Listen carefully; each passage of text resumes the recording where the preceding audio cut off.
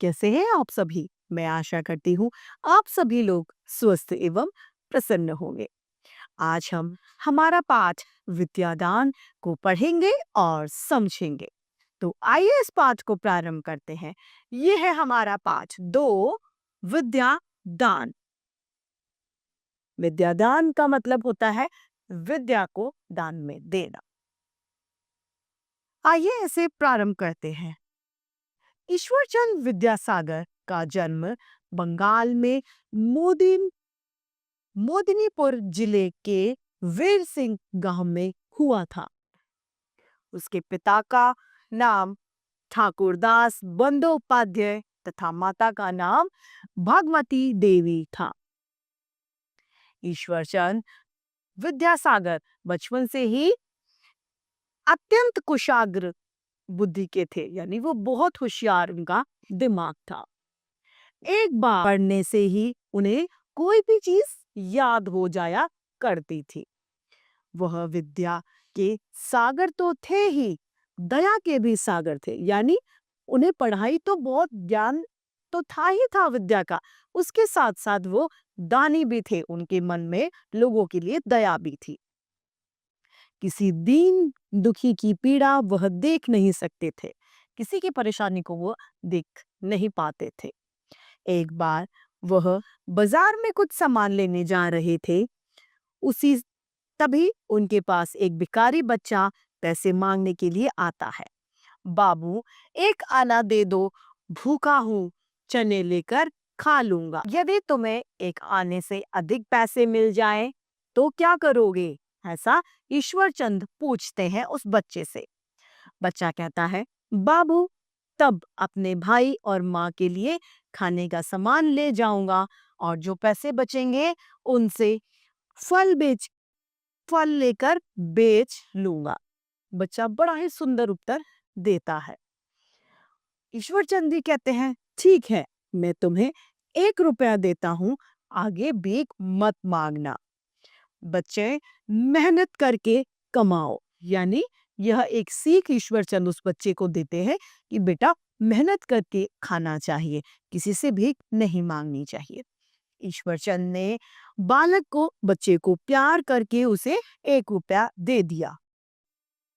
बालक का मन बहुत खुश हो जाता है और रुपए देने वाले उस दानी पुरुष की ओर देखते हुए वह प्रण कर लेता है कि बाबू, यानी जिस व्यक्ति ने उसे पैसे दिए हैं, ईश्वरचंद को कहता है, बाबू, मैं कभी भी भीख नहीं मांगूंगा, परिश्रम से अपने जीवन का गुजारा करूंगा, मेहनत करके अपने जीवन का यापन करूंगा। गुजारा यानी जीवन यापन करना। इस घटना को कई वर्ष बीत गए, बहुत पुरानी बात हो जाती है।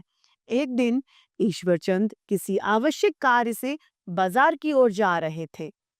उसी समय सामने से आकर एक युवक उन्हें प्रणाम यानी नमस्ते करता है। ईश्वरचंद जी कहते हैं कि मैंने आपको पहचाना नहीं।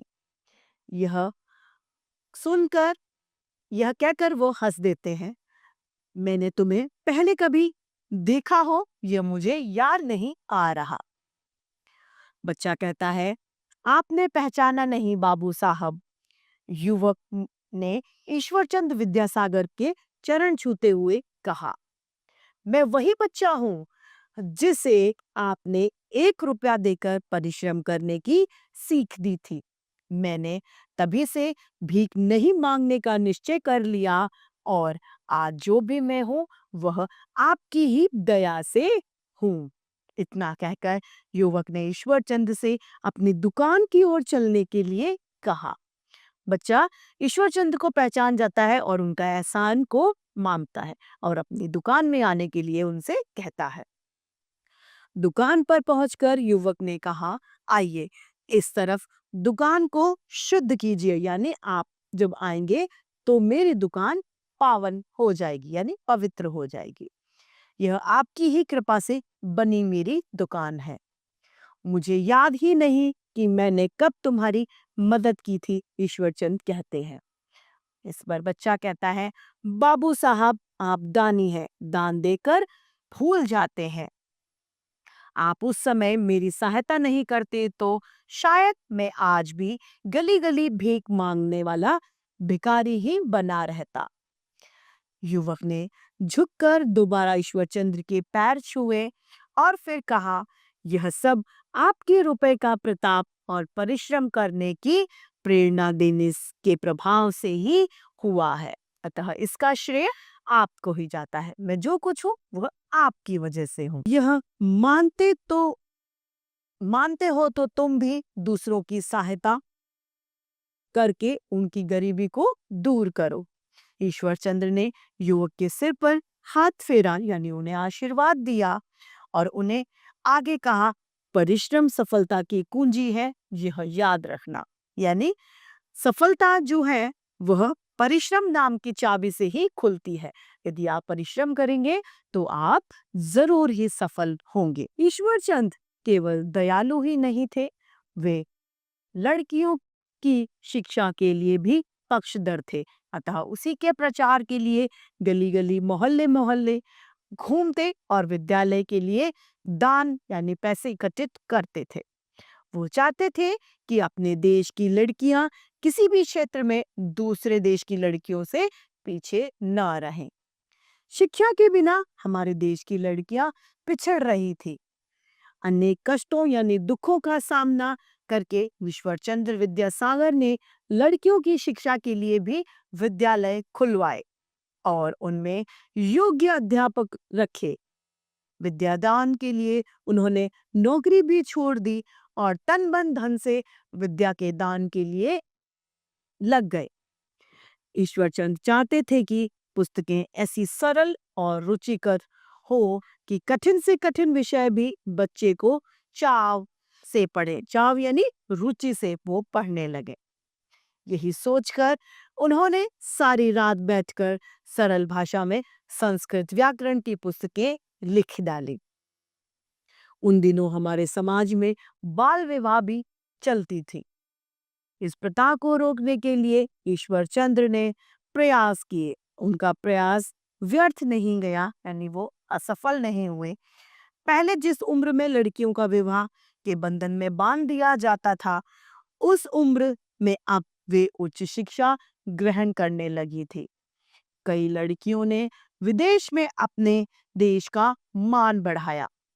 आज ईश्वरचंद्र विद्यासागर का सपना साकार हो रहा है। उनके द्वारा दिखाए गए रास्तों पर चलकर हमारे देश की लड़कियां अपने देश के या अपने भविष्य को उज्जवल बना रही। तो उस तरीके से विद्यादान पाठ समाप्त होता है। आइए इसके शब्दार्थ को देखते हैं। कष्ट यानी दुख, गुजारा अर्थात निर्वाह, प्रसन्नता यानी खुश होना, शुद्ध यानी साफ, मदद यानी सहायता, मेहनत अर्थात परिश्रम, एक साथ यानी मिलकर, रिवाज अर्थात रीति, बेकार अर्थात अवशेष। अब है हमारा अभ्यास कार्य, जिसमें पहला आता है मौखिक का। विद्यादान किसे कहते हैं? विद्या के लिए प्रेरित करना या विद्या पढ़ाई के लिए कुछ कार्य करना विद्यादान कहलाता है। ख, ईश्वरचंद्र जी का जन्म कहाँ हुआ था? ईश्वरचंद्र जी का जन्म बंगाल में मोदिनपुर जिले के वीर सिंह गांव में हुआ था। ग, बालक ने किससे भीख मांगी? बालक ने ईश्वरचंद्र जी से भीख मांगी थी। घ, हमें परिश्रम करना चाहिए या नहीं? यदि हाँ तो क्यों? हमें परिश्रम करना चाहिए। हाँ, क्यों? क्योंकि परिश्रम ही सफलता की कुंजी है। मेहनत ही सफलता की कुंजी है। यदि हम परिश्रम या फिर मेहनत करेंगे तो हम अपने लक्ष्य की प्राप्ति अवश्य करेंगे। अतः हमें परिश्रम करनी चाहिए। ड, ईश्वरचंद्र विद्यासागर जी ने बालक की क्या मदद की और क्यों? ईश्वरचंद्र विद्यासागर ने बच्चे को 1 रुपए देकर उसकी मदद करी तथा वह इसलिए की क्योंकि वह बच्चा आगे भीख ना मांगे। अब है हमारा लिखित अभ्यास। इसका प्रश्न क है, ईश्वरचंद जब बाजार जा रहे थे तब क्या हुआ? ईश्वरचंद जब बाजार जा रहे थे तो उन्हें एक व्यक्ति मिला जिन्होंने उसे झुककर प्रणाम किया। बालक को ईश्वरचंद्र ने कितने पैसे दिए? बालक को ईश्वरचंद्र ने 1 रुपया दिया। बालक ने पैसे लेकर क्या निश्चय किया? बालक ने पैसे लेकर यह निश्चय किया कि वह कभी भी अब भीख नहीं मांगेगा। घ ईश्वरचंद्र जी के चरण छूकर युवक ने क्या कहा? ईश्वरचंद्र जी के चरण छूकर बालक ने यह कहा कि आप दानी हैं, दान देकर फूल जाते हैं। मैं आज जो भी हूँ वह आपकी वजह से हूँ। ड ईश्वरचंद्र विद्यासागर ने युवक को क्या करने के लिए कहा? ईश्वरचंद्र विद्यासागर ने ईश्वर को अपने से गरीब या मजबूर व्यक्तियों की मदद करने के लिए कहा। अब है हमारा प्रश्न दूसरा, किसने किससे कहा? यदि तुम्हें 1 आने से अधिक पैसे मिल जाए तो यह ईश्वरचंद्र ने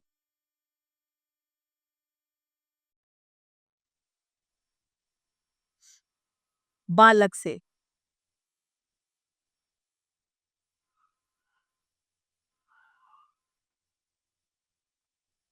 ख बाबू मैं कभी भीख नहीं मांगूंगा, यह बालक ने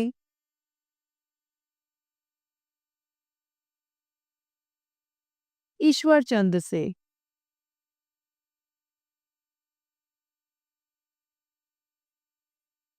ग आइए इस दुकान को पवित्र कीजिए, यह बालक ने ईश्वरचंद्र को कहा।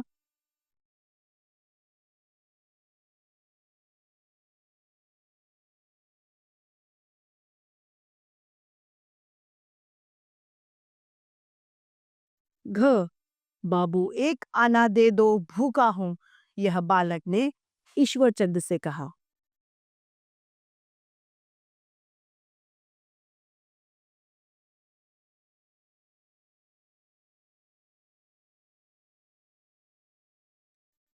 अब है हमारा बहुविकल्पीय प्रश्न, जिसमें सही विकल्प पर हमें सही का चिन्ह लगाना है। पहला, ईश्वरचंद्र एक दिन कहाँ जा रहे थे? बाजार से कुछ सामान लेने, अपने घर, मंदिर या इनमें से कोई नहीं। क बाजार से सामान लेने। दूसरा, ईश्वरचंद्र ने लड़के को कितने रुपए दिए? 10, 5, 1 या इनमें से कुछ नहीं? 1। तीसरा, बालक ने क्या प्रण लिया? कभी स्कूल न जाने का, कभी परिश्रम न करने का, कभी भीख न मांगने का या इनमें से कोई नहीं? कभी भीख न मांगने का। चौथा, बालक ईश्वरचंद्र को कहाँ ले गया? अपने घर पर, अपनी दुकान पर, अपने स्कूल पर या इनमें से कोई नहीं? अपनी दुकान पर। प्रश्न 5वां, रिक्त स्थान सफलता की कुंजी है। परिश्रम, सहायता, दान या इनमें से कोई नहीं? परिश्रम ही सफलता की कुंजी है।